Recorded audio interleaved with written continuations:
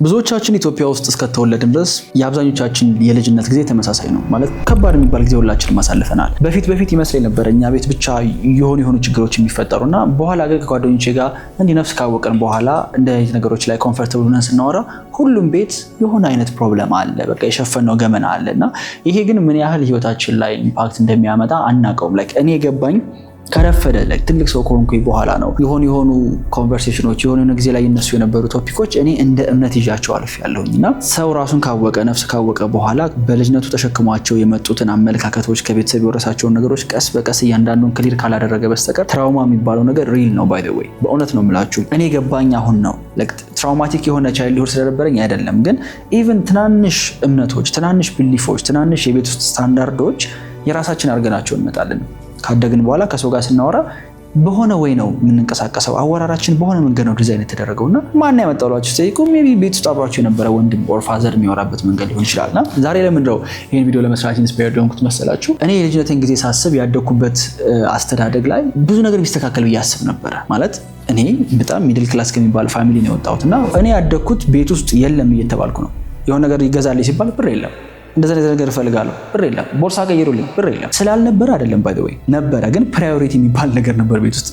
ቤዚክ ለሆኑ ነገሮች ተቸግረን ይብን አናውቅም። እኔ አስፈላጊ ነገር ቤት ውስጥ ሲጎልም አይቻል አቅም እግዚአብሔር ይመስገን። ግን ከዛ ውጭ ያሉት ኤክስትራ ነገሮች በሙሉ አርን መደረግ አለባቸው እንጂ ስለጠየቅኩኝ ብቻ ማግኘት የለብኝም። የኔ አባት መግደልን አስተምሮኛል። በጊዜው ብጠላውም እንኳን ለትክክለኛው ዓለም ግን እያዘጋጀ ነበረ። ሪያሊቲ ላይ እውነታው ላይ ሲመጡ የጠየቃችሁትን ነገር በሙሉ አታገኙም። እንደውም ለፍታችሁም የማታገኙበት እድል ይበልጣል። ሁልጊዜ ምን ይለኝ ነበር?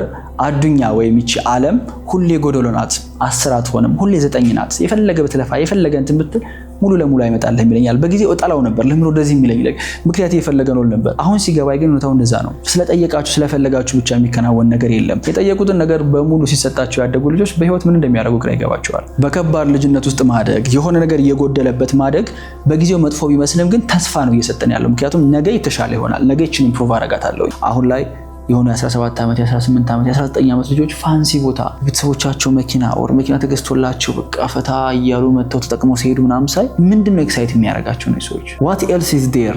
ለምን ነው እየኖሩ ያሉት? የሆነች ልጅ ኢንስታግራም ላይ ብሎክ ብታረጋቸው ይሄ የተገነባው በብል የሆነ ኢጓቸው በአንዴ ክራሽ ያደርጋል። ከዛ በኋላ የመኖር ሞቲቬሽኑ ይጠፋል። መኖር ይሰረቸዋል፣ ተስፋ ያጣል። በችግር ውስጥ ማደግ አንዱ የሚሰጠው ትልቁ ነገር ተስፋ ነው። በነገራችን ላይ ነገ የተሻለ ይሆናል የሚል ያላያችኋት ነገር ትኖረኛለች፣ እቺ ነገር ገዛለሁ፣ እቺን ቤቴ ውስጥ የሆነች ነገር አጀስት አደርጋለሁ፣ እቺን ነገር ከቀጣይ ደግሞ እዚህ ላይ እንዲህ ነገር አድርገች ነገር አስተካክላታለሁ። that's life። ሁሉም ነገር ከመቅጽበት እንዲመሙላት የምትችሉ ከሆነ ህይወት ሊትራሊ ሚኒንጉን ነው የሚያጣው። በጣም ብዙ ሰው ሱስ ወደ ራስን ማጥፋት የሚሄድበት ምክንያት ይሄ ነው። በቃ የሚፈልገውን ነገር በሙሉ ካገኘና በህይወት ተስፋ የሚያጣ ከሆነ ለመኖር ምንም ምክንያት አይኖረውም ማለት ነው። በእርግጠኝነት ነው የምነግራችሁ፣ አስተዳደጋችን ከሚጎዳን በላይ ተስፋ መቁረጥ ነው የሚጎዳን። ምናልባት በቁጥር ላላስደግፈው እችላለሁ፣ ግን ከድሃ ቤተሰብ የመጣ ልጅ ራሱን ከሚያጠፋ ይልቅ ከሀብታም ቤተሰብ የሚመጣ ልጅ ራሱን ያጠፋል። ለምን ካላችሁኝ ሰው የሚሰራው ተስፋ የሚያገኘው በመሄድ ውስጥ ነው፣ በዴስቲኔሽኑ አይደለም። አንዴ የሆነ ቪዲዮ አይቼ በጣም ተገርሜ ነበር። የሙቪ አክተር ነውና ሶሻል ሚዲያ ያቆመበትን ምክንያት እየተናገረ እኔ ቤቴ ቁጭ ብዬ የኤቨረስት ተራራ ላይ የወጣ ሰውዬ ቪዲዮ ሰርቶ ፖስት ሲያደርግ አየሁኛልና ኤቨረስት ላይ ሆኖ የሰራውን ቪዲዮ ስመለከተው ራሴን የጠላሁት። ማለት እኔ እኮ ማየት የለብኝም ያን ቪዲዮ። ለምን ነው ማውንት ኤቨረስትን የማየው? ቁጭ ብዬ ቤቴ ሂጄ ነው ማየት ያለብኝ። ስለዚህ ይሄ ነገር እየገደለኝ ነውና ሶሻል ሚዲያ በዛ ቆምኩ ሲል በጣም የገረመኝ አየ ቤትም ውስጥ የ18 ዓመት የ19 ዓመት ልጅ መኪና ለመንዳት ፋንሲ የሆነ ቦታዎች ለመሄድ ራሱ ነበር ሊሄድ የሚገባው፣ ራሱ ነበር ያንን ጆርኒ ሊጓዝ ይገባ የነበረው። ግን አሁን በአቋራጭ መጣ ፊት ለፊቱ። ስለዚህ ያገኘው ነው የመሰለው። አላገኘውም። ሊትራሊ እሱ ሰርቶ ያመጣው ነገር አይደለም። እሱ የለፋበት ጉዳይ አለው። ስለዚህ አልተሰራም። በፕሮሰስ ውስጥ ስላላለፈ ተራራውን እሱ ስላልወጣው መስሉ ዴቨሎፕድ አልሆነም። ኤክሳይትመንቱ የለም። ጠይቆ ያመጣው ነገር ስለሆነ what else is there ለመኖር። አንዳንዴ በችግር ውስጥ ስታድጉ ጎረቤት የሆኑ ልጆችን ትመለከታላችሁ። የሚፈልጉት ነገር የሚያገኙ፣ የጠየቁት ነገር የሚሰጣቸው፣ ቤታቸው ውስጥ የሆነ ነገር ሙሉ ነው፣ ቤተሰቦቻቸው በቃ ኬር ሲያደርጉላቸው ምናምን ትመለከታላችሁና ለምንድን ነው እኛ ቤት ይሄ የሌለው? ለምንድን ነው እኛ ጋር ይሄ ነገር የጎደለው የሚል ጥያቄ መፈጠሩ አይቀርም በእርግጠኝነትና to the point ፈጣሪን ራሱ እንዴ እነሱ የአንተ ፌቨራይት ልጆች ናቸው እኛ እንጀራ ልጅ ነን ብሎ እስከመጠየቅ ድረስ ልትደርሱ ትችላላችሁ። I can understand እና በኋላ ከረፈደ የገባኝ ነገር ግን ሁላችንም በእግዚአብሔር ፊት እኩል ነን። ሁላችንም ለእግዚአብሔር ፌቨራይቶች ነን። የእውነት ነው የምላችሁ። እዚች ምድር ላይ ያለን የህይወት ከፍታና ዝቅታ በፍጹም በእግዚአብሔር ፊት እገሌ ፌቨራይት ነው፣ በእግዚአብሔር ፊት እገሌ ዝቅተኛ ነው የሚያስብልን አይደለም። እኔ ዛሬ በመኪና ያለፍኩኝ በእግሩ የሚሻገረው እብድ የሆነ ሰውዬ ምናልባት ወደ እግዚአብሔር በመቅረብ ከኔ የተሻለ ኢቭን ሊሆን ይችላል። እዚህ ምድር ላይ ያለን ስታተስ አይደለም ከፈጣሪ ጋር ያለን ግንኙነት የሚወስነው። ፕላስ እኛ ምን ጊዜም የምናልፍበት ከባድ ጊዜ እኛ እናውቀውም እንጂ እግዚአብሔር ሰው እየሰራ ነው። ሰው እያደረገ ነው በዛ ፕሮሰስ ውስጥ ግን አይታወቀንም። በኋላ ነው የምናውቀው። እያንዳንዷ የምናልፍባት ከባድ ሲቹዌሽን በሙሉ ሰውነታችን ውስጥ እኛነታችን ውስጥ የሆነ ኮንክሪት የሆነ ድንጋይ እየጣለ ነው። ግን ያንን ነገር ለማየትና የምርም እግዚአብሔር በዚህ ነገር ውስጥ ምን ሊያስተምረኝ ነው ብሎ ለመጠየቅ ነው ዊዝደም የሚያስፈልገው። በነገራችሁ ላይ ሰው ፈጣሪ ወደኛ መጥፎ ነገሮች እንዲመጡ ፈተናዎች፣ ቻሌንጆች እንዲመጡ የሚያደርግበት ምክንያት ፐርሰናሊ እኛን ለመጉዳት አስቦ ሳይሆን የተሻለ ነገር ስላዘጋጀልን ነው። ያን የተሻለ ቦታ ላይ ለመድረስ ግን በዚህ ከባድ ጊዜ ውስጥ ማለፍ አለብን። ማለት ለምሳሌ ክርስቲያኖች ከሆናችሁ ከሞት በኋላ ህይወት አለ ብለን እናምናለን አይደል? የተሻለ ህይወት አለ። አሁን በስደት ነው ያለነው ብለን እናስባለን ራይት? ወደዛች ቦታ ለመሄድ መሞት አለብን።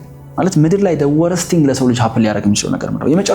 የመጨረሻው ክፉ ነገር ምንድነው ቢባል ሞት ነው። ግን ገስዋት ሞት ከክፉ ነገር አይደለም። ለሚያምን ሰው እንደውም የተሻለ ነገር ሪኳየርመንት ነው።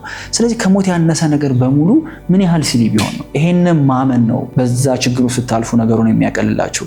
አንዴ በጣም የምወዳቸው መምህር ሲያስተምሩ ሰምቼ ልቤ ውስጥ የቀረ ነገር ልንገራችሁ። እግዚአብሔር እኛ ስንሰቃይ ከማየት ይልቅ ስንሰድበው መታገስ ይቀለዋል። ምንም አይነት ውጤት በማናገኝበት እኛ በማንሰራበት መከራ ውስጥ እንድናልፍ አይተውንም። ሰው በከባድ ልጅነት ውስጥ ያለፋችሁ ሰዎች ቴራፒ ያስፈልጋችሁም። ኦነስትሊ በጣም ክሪቲካል ነገር ካልሆነ በስተቀር ሁሉም ሰው በከባድ ልጅነት ነበር የነበረው። ይቅርታ ማለት ነው የሚሻለው። በቃ ቤተሰቦቻችሁ የቻሉትን ያህል ድረስ ለማሳደግ ሞክረዋል። ከዛ ሚዝረብል አድርገዋችሁም ሊሆን ይችላል። በፕሮሰስ ውስጥ አያጠፉም አይባልም። በደንብ አጥቶ ሊሆን ይችላል። ወላጅ ሲሆኑ እነሱን የመጀመሪያቸው ነው። ግን እነሱን ይቅርታ ማለት ለእናንተ ፒስ ኦፍ ማይንድ ነው። በቃ በዛ ፕሮሰስ ውስጥ እግዚአብሔር እኔን አይተወኝም። ስለዚህ ካልተወይ ደግሞ ምን ነበር ሲያስተምረኝ የነበረው ነው። ከልጅነታችን ጀምሮ አይደለ? ገና በእናታችን ማፀን ጀምሮ እኮ ነበረ። ቅዱስ ዳዊት ምን ይላል? ስጋዬ ተሰርቶ ሳያልቅ ማለት እንደ እጅ እግር ሳይኖረኝ በሱ ህይወት መዝገብ ላይ ነበርኩኝ። በቃ እንደ ሰው ነበር ትሪት ያደረገኝ ይቆጥረኝ ነበረው። ከዛ ጊዜ ጀምሮ እግዚአብሔር አጠገባችን ካለ በግለው ነገር እያዘጋጀን ነበር ማለት ነው። ያ የገባቸው ሰዎች ከፕሮሰሱ ተምረው የሆነ ትልቅ ሚራክለስ የሆነ ነገር ሲሰሩ እንመለከታቸዋለን። አንዳንዴ ግራ ይገባቸዋል ራይት? ከሆነ ሚዝረብል ከሆነ ፋሚሊ የወጣ ሰው ትልቅ ነገር ሲያገኝ እንዴት ነው ሰው ምን ገብቶት ነው? በቃ የገባው ነገር ብዬ ማምነው እኔ በዛ ሚዝረብል በሆነ ፕሮሰስ ውስጥ ሲማር ያደገው ነገር አለ ይባላል እኮ። አንድ በጣም የተለመደ ኤግዛምፕል አለ አይደለም? ሁለት ተመሳሳይ አባት ያላቸው ወንድማማቾች፣ አንደኛው በህይወት በጣም ጥሩ ቦታ ላይ ደረሰ፣ አንደኛው በጣም በህይወት ዝቅተኛ ቦታ ላይ ደረሰ እና ሁለቱም ሲጠየቁ እንዴት ነው እዚህ ደረሳችሁ ሲባል አባቴን እያየሁ ነው ያሉት። አንደኛው አባቱን እያየ እንደ አባቱ ሲኖር ዝቅተኛ ቦታ ላይ ሆነ። አንደኛው ግን አባቱን እያየ አባቱ የሰራውን ሚስቴክ አልደግምም በማለት ውስጥ የተሻለ ቦታ ላይ ራሱን አገኘውና ሁልጊዜም ከባድ ጊዜኛን እየሰራን እንደሆነ ማመንና ምንድነው ከዚህ ነገር ውስጥ እግዚአብሔር ሊያስተምረኝ የሚችለው የሚለውን ነገር መጠየቅ ነው ቁልፉ። አይኖ በጣም ክሊሼ ይመስላል። እመኑኛ ልክ ይሄን ስትሰሙት ለምጆአሉ ትሉ ይችላልላችሁ። አይኖ የሚወራውን ያህል ቀላል እንዳልሆነ፣ ምክንያቱም እኔም በጣም ሚዝረብል በሆነ ጊዜ ውስጥ አልፌያለሁኝ። ጭራሽ እግዚአብሔር ፈጣሪ የሚባል ነገር ሁላ እየተመለከተኝ እንዳልሆነ ያስብኩበት በጣም ብዙ ጊዜ ነበረ። ግን ወደድንም ጠላልም ሂዝ ኦልዌይስ ዴር ማለት እኛ ባናየውም እሱ ግን ይናል። እኛ የሚሰጠንን ነገር ሪኮግናይዝ ባናረግመው እቺኛው ካንተ ናት ማለትም ባንችል ግን ሂዝ ስቲል ዱዊንግ ኢት ስቲል ግን እየሰጠን ነው። ሶ በማየት ውስጥ የምንጠቀመው እኛ ነን። ሶ ምን ጊዜም ለኛ የተሻለ እቅድ አለው፣ ለኛ የተሻለ ፕላን አለው። ግን እዛ ፕላን ላይ ለመድረስ በዛ በጭቃው መንገድ ማለፍ ግዴታ ነው። ማንም ኢዚ ፒዚ ሆኖለት እንዲህ በሳር ውስጥ ተረማምዶ በሚያምር መንገድ ሄዶ የተሻለ ቦታ ላይ የተቀመጠ ሰው የለም። በቃ you just have to accept በዛ ቻሌንጅ ውስጥ እግዚአብሔር ለኔ የተሻለ ነገር አዘጋጅቷል። ግን እሱን ለማለፍ በዚህ ፕሮሰስ ውስጥ ማለፍ አለብኝ። ይሄ ፕሮሰስ ነው እኔን እዛ ቦታ ላይ ስደርስ መኖር የምችል ሰው የሚያደርገኝ። እኔ አሁን ስራ አጥቻለሁ፣ መከራዬን እያየሁ ነው። ስራ በመፈለግ ውስጥ በጣም በህይወት እየተቸገርኩ ነው ያለሁት። በቃ ስፔዛ የምገዛበት አጥቻለሁ ምናምን እየተቸገርኩ ነው። ይችን ጊዜ ግን በቃ እግዚአብሔር ምን ሊያስተምረኝ ነው የሞከረው? ምናልባት ህይወቴን በጣም ሚኒማሊስት በሆነ መንገድ መኖር ሊሆን ይችላል። ምናልባት ኢጎዬን ሊሰብረው ፈልጎ ሊሆን ይችላል። ምናልባት የሆኑ የዘጋኋቸው በሮች አላወራቸውም ያልኳቸውን ሰዎች ሂጄ ማውራት እንዳለብኝ ሊያስተምረኝ ሊሆን ይችላል። just always ቁጭ ብላችሁ ምንድነው ከዚህ ነገር ልማር የምችለው? አንድ ሁለት ነገር እመኑ፣ የእውነት ነው የምላችሁ። እነዛ ሁለት ነገሮች ታረጓቸው ኮምፕሊትሊ ያላችሁበት ሲቹዌሽን በሌላ አንግል ትመለከቱታላችሁ። በሚያሳዝን ሁኔታ ሁላችንም ለብቻችንን፣ ማንም ሊያድነን አይመጣም። ከራሳችን አይምሮ ከራሳችን ልብ ከተበተብነው ነገር ማንም አያድነንም። እኛና ፈጣሪ ብቻ ነን ያለነው። ሰው መኖሩን ብናምን እንዳለ የተሻለ ነገር እያዘጋጀልን እንደሆነ አክሴፕት ብናደርግ የምንጠቀመው እኛ ነን። ሰው ላይ ተስፋ ከምታደርጉ ይልቅ የእውነት ነው የምላችሁ እግዚአብሔር እናንተ ላይ እየሰራ ያለውን ሰው እመኑት። አለ ወደፊት የዛሬ 2 ዓመት 3 ዓመት 5 ዓመት የሆነ ከኛ የተሻለ ቨርዥን ሰው አለ። ያ ሰውዬ በብዙ መንገድ ከኛ የተሻለ ነው። እሱን ተከተሉት። እሱን ማመን ነው የሚሻለው። ብዙ ጊዜ ከባድ ሲቹዌሽን ላይ ያሉ ሰዎች ሰውን ነው ኤክስፔክት የሚያደርጉት። በቃ ቤተሰብ መጥቶ እንዲህ ያደርግልኛል፣ ለምን ወገሌ የማይልክልኝ እንደዚህ ነው። እኔ በህይወት የተረዳሁት ነገር እግዚአብሔር ሰው ወደኛ ህይወት የሚያመጣው በራሱ ጊዜ ነው፣ በራሱ ታይሚንግ ነው። እኛ ዴስፐሬት በሆንበት ጊዜ ላይ ወደ ህይወታችን የምናመጣቸው ሰዎች እንደው በጣም ስንጨቀጭቀው እስኪ ይሄው የፈለገው ይሁንለት ብሎ ይሰጠናል። ከዛ በኋላ ከስተቱ እንማርበታለን እንጂ በህይወት የምርም ኢምፓክት የሚያመጡና በጣም ኮምፕሊትሊ ሌላ ዳይሬክሽን ውስጥ ሊያስገቡን የሚችሉ ሰዎች በእግዚአብሔር ታይሚንግ ነው የመጡት። እነሱ ሰዎች ግን ሲመጡ እኛ በሆነ መንገድ ተሰርተን ጓደኛ ለመሆን ቤተሰብ ለመሆን ሬዲ መሆን መቻል አለብን። ብዙ ሰው አሁን ከልጅነት ጓደኞቹ ጋር ከተለያየ በኋላ አዲስ ጓደኛ ወይም የተሻሉ ጓደኞችን ሜክ ለማድረግ ሲያስብ መጀመሪያ መጠየቅ ያለበት እኔ ጓደኛ እንዳረጋቸው የሚፈልጋቸው ሰዎች ያሉበት ሌቭል ላይ ደርሻለሁኝ ወይ ነው፣ ሜንታሊ፣ ፊዚካሊ፣ ፋይናንሻሊ። በቃ ስለዚህ አሁን ያለበትን ፕሮሰስ ብቻ ነው የምትወጣው። በዛሬው ቪዲዮ ልመክራችሁ እንዲያርጉላችሁ አይደለም፣ የኔ ሪፍሌክሽን ነው። በቃ ሪሰንትሊ የገጠመኝ ነገር ነው ሼር ያደረኳችሁ እና ግን እስካሁን ድረስ ከቆያችሁ ሁለት ትምህርቶችን ውሰዱልኝ። የመጀመሪያው ይቅርታ ማለት ነው።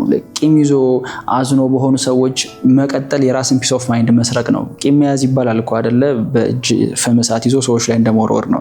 መጀመሪያ የምትቃጠሉት እናንተ ናችሁ። ምንም ጥቅም የለውም የነሱ መንደድ እናንተም ከነደዳችሁ። ባይ ዘ ወይ መልቀቁ ነው የተሻለ የሚሆነው። ሁለተኛው ማንም ሊያድነን አይመጣም። የህይወት ትግሎቻችን ከራሳችን ጋር ነው አብዛኛው ነገር። ፈጣሪ መኖሩን እሱ ትልቅ ፕላን እንዳለው እኛን እየሰራን እያስተካከለን እንደሆነ ማመኑ እኛን ነው የሚያግዘን፣ እኛን ነው መልሶ ነው የሚጠቅመን። ስለዚህ በህይወት የተሻለ ነገር የምትፈልጉ ከሆነ ወደኋላ የጎተታችሁን ያለውን ነገር እሱን መጀመሪያ መቁረጥ ነው የመጀመሪያ ስቴፕ የሚሆነው። ለራሳችሁ ስትሉ አድርጉት። ለራሳችሁ ስትሉ ይቅርታ በሏቸው። የምትጠቀሙት እናንተ ናችሁ።